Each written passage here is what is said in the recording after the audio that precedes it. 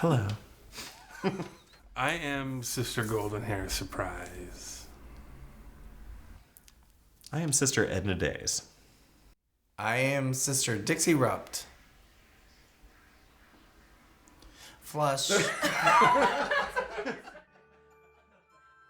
first time I saw Sister, I was in San Francisco, and I had just moved there, and I saw them, and I was totally mesmerized by what they were, and I was like, oh, I want to do this. I want to know what you're about. And then when I investigated more, it just became clear that one day I would do that. I was in Seattle with the Seattle Sisters, and kind of the same thing. It was like, what is this? I need to be a part of this. I want it. It's so over the top. The good they can do for the community, to be involved and to be a part of something bigger than myself. It just called to me, and it took me several years to actually decide that I had the time to dedicate, but I kept working for that. My parents wanted to show us the world, but couldn't afford to, so they took us to San Francisco because that was a little bit of everything. And we were in the Castro, and I remember seeing 4 nuns on roller skates, and I was 12 years old, and nobody knew I was gay. No, just kidding. Nobody. She means everybody.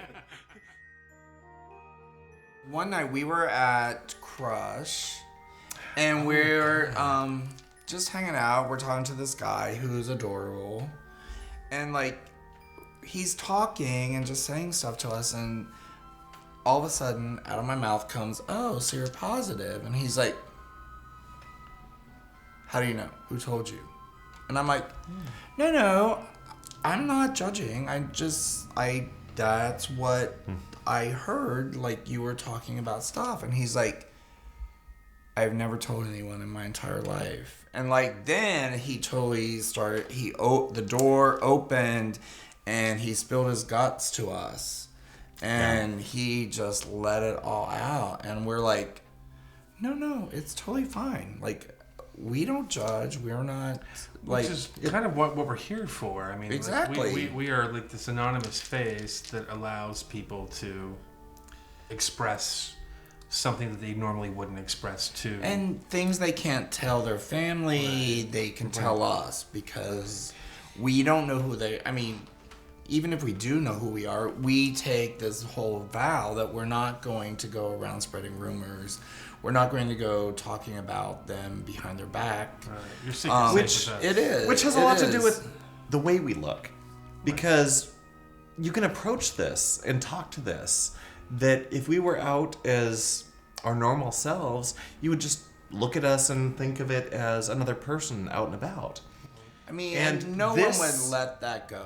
No one would go, spew their innermost stuff to you as a boy. They just wouldn't. Right. And on the other hand, also, is that if that person would see us out in public as our secular selves, they would have no idea it was us. Right. Which is almost comforting because they've let this huge weight go. Anonymously. But not anonymously because they're in your face. They're doing it, but it's to this anonymous, not real, almost cartoon-like character. It is very much almost cartoon-like character. I mean, I've heard that many times. It's like talking to a cartoon character. I feel like we are part of the community. And I don't care who you are. I'm here for you. And straight, gay, bi, transgender, questioning, whatever it is. Whatever. That's what we're here for. Yeah. And to be able to give an opportunity for somebody to get off their chest what they need to get off their chest. You know what I mean? It's just something that, I don't know if you've had a secret your entire life and you just want to tell somebody, And when you finally find somebody that you can just spit it out and not have any backlash about it, And it's kind of like the opposite of the Catholic Church, right? Because like the Catholic Church, you have to like say all these Hail Marys and all this stuff. There's no guilt. We're like, you know, whatever. Involved. You are who you are, and fuck who everybody who doesn't think that. If I can leave the house looking like this, why can't you leave the house feeling good about what you Exactly. are? Right. Because God knows, I don't care who you are. You look better than I do. The whole idea behind World AIDS Day is the veil of shame and the veil of remembrance. Yes. We have a sister that will wear the veil of shame, and they have a marker, Sharpie, whatnot, and people will write their own stuff. This is what I was called. This is why I'm embarrassed to be a queer. This is what made me shameful. This is what has shamed me and my family, my friends, my community, whatnot. So they write those. And then at the end of the night, we actually take it off of the sister that's wearing it, and we burn it, and we just say, let all of those things go. I've worn it on many occasions, and honestly, I love wearing that veil. Yeah.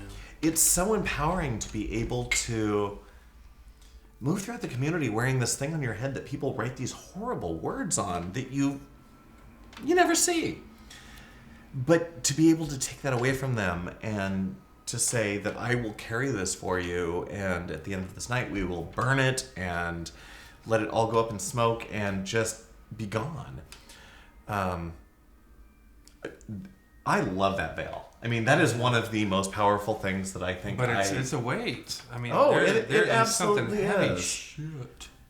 There is, and there are words on there that. Sir, I have very few boundaries, and there are things on there that I will never say. Veil of remembrance is anyone that you have lost as part of your life.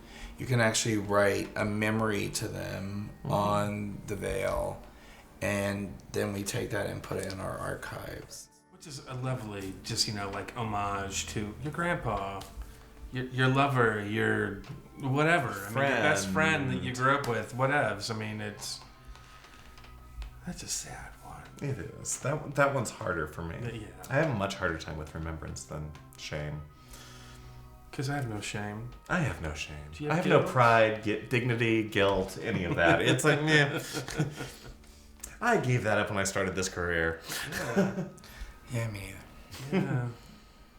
Actually, that might be why I started this career.